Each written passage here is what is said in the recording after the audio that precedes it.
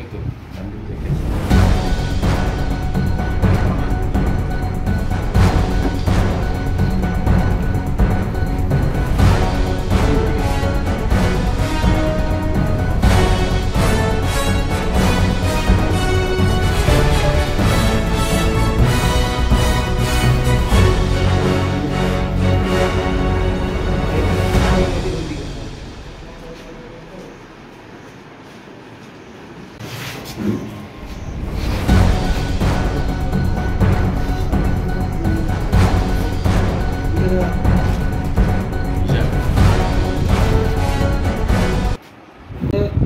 আমরা সকালে ধর্মনগর থেকে চেকিংয়ে আমরা বেরিয়েছি আর উপরে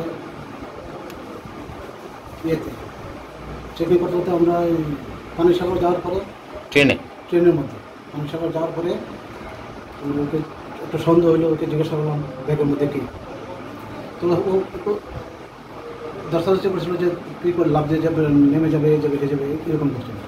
তখন আমরা তাকে কি নাম তার?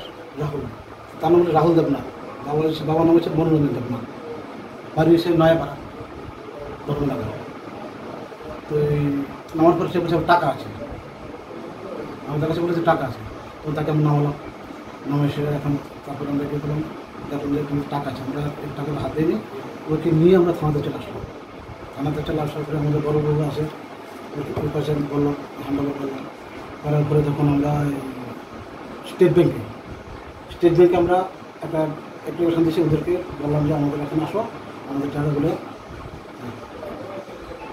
গণে দেওয়ার জন্য। ওরা মেশিন টেশিন সমস্ত কিছু নিয়ে আসলো, আসে ওরা দেখলো টাকাগুলো গণে করে দিয়ে এখানে 23,98,900 টাকা আছে। টাকাটা আমরা রিকভারি করেছি। সে কোথায় নিয়ে যাচ্ছিল বা কোনো কিছু জানিয়েছেন?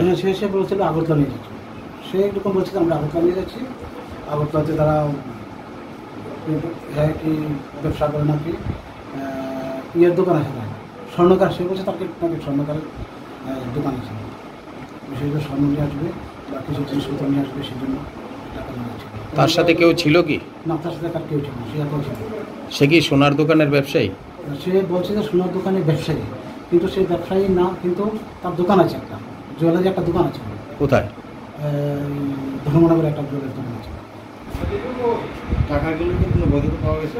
না, এখন কি টাকার কোনো পাওয়া যায়নি, এখন বৈধ হচ্ছে, আমরা ওটাকে ট্যাক্স অফিসে আমরা জমা দেবো, ওদেরকে আমরা চিঠি পেয়েছি।